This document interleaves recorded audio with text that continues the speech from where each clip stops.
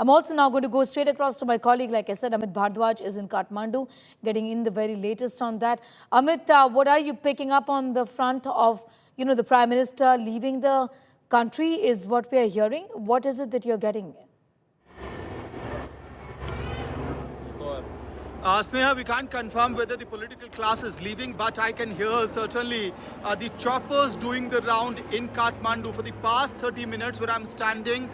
The political class lives in the nearby areas, and the choppers are continuously doing rounds of the streets of, in the skies of Kathmandu, where the political class and the major establishments of Nepal stays, including that of the Prime Minister.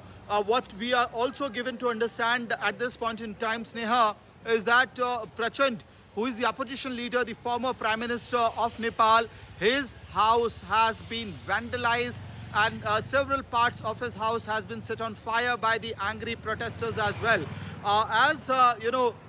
The person who had just joined us in this particular live was saying, it is no more about social media ban. Sneha, let's be pretty clear about it. I've spoken to all sorts of people since morning. It included class 10 student outside the parliament. Can you imagine? A class 10, 17-year-old standing in front of the parliament of Nepal. And he's saying that he is there to change the fate of the country. That's the kind of anger which is simmering in Gen Z right now in Nepal. Second person that I met which completely moved me was a person who lost his brother, younger brother, yesterday in the crackdown by the police. The dead body continues to be in the hospital, and he told India today that while the family members are yet to come, he is out there to send across a message in front of the parliament. A taxi rider, a bike rider, taxi bike rider, a teacher, entrepreneur. I met all of these people who have been on the street since yesterday. And in the hospital, I met someone named Vijay, who had 6 gunshot injuries in his left leg. Just imagine now, he's saying that he was protesting outside the parliament yesterday, and 6 gunshots bullets were removed. We have also gotten access to those visuals of metal guns, metal bullets that were retrieved, extracted from those who were injured in yesterday's violence. And what I can hear is again the reassembly of the protesters at this stretch where I'm standing. This is the Gaushala Road, and now the protesters are back at this particular stretch. A couple of minutes back, what we saw was that protesters took over the entire area. They vandalized the government property, whatever they could get hold of, and after that we saw the armed forces, the armed police. We have to also distinguish between the army in Nepal and the armed police force, APF.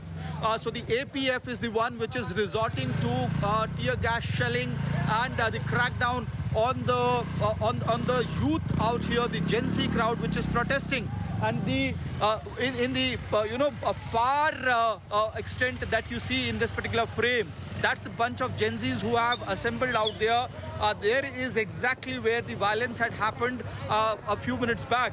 And I'll try and zoom in if possible to get you a visual understanding of things that's unfolding on the ground. So that's the street, Gaushala street, where violence happened.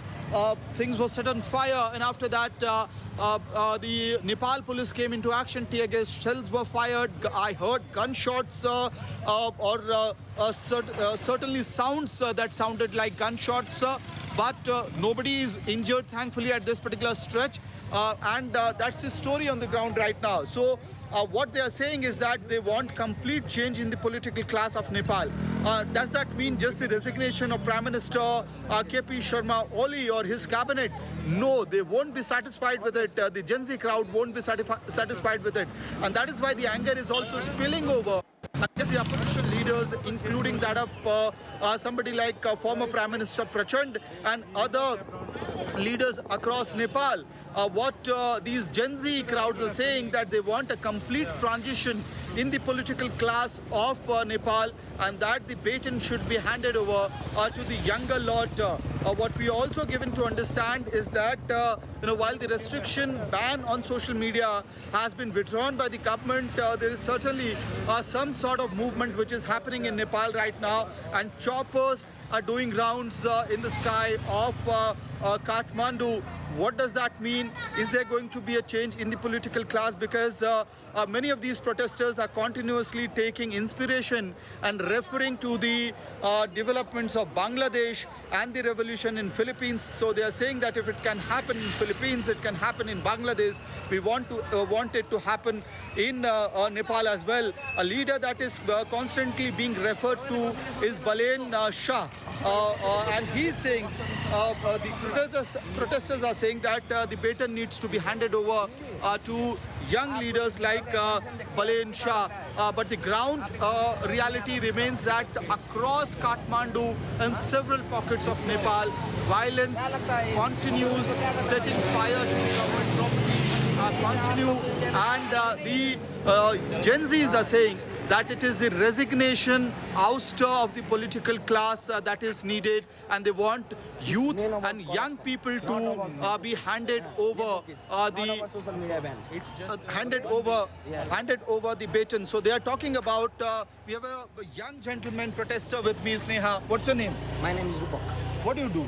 I'm an engineer. You're a student of engineering right now. Yeah. So, it is pretty clear. It's no more about the social media No, ban. that was they just did The beginning of it. yeah that was the beginning of it, but it was the main agenda was about corruption. The corruption and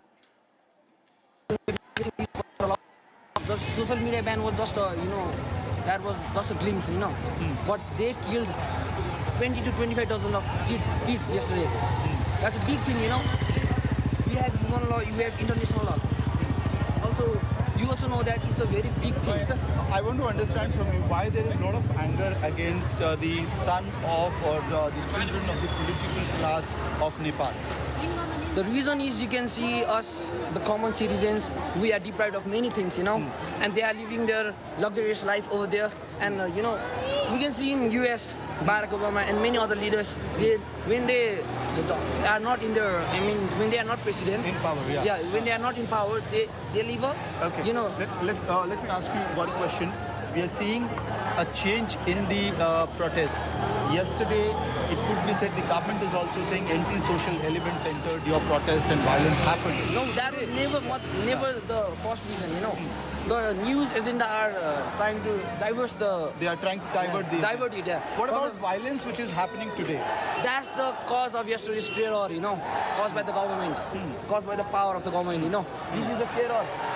We are That is coming why- for the rights of their children, the small children, We are coming for the rights of their rights, Thanks a lot.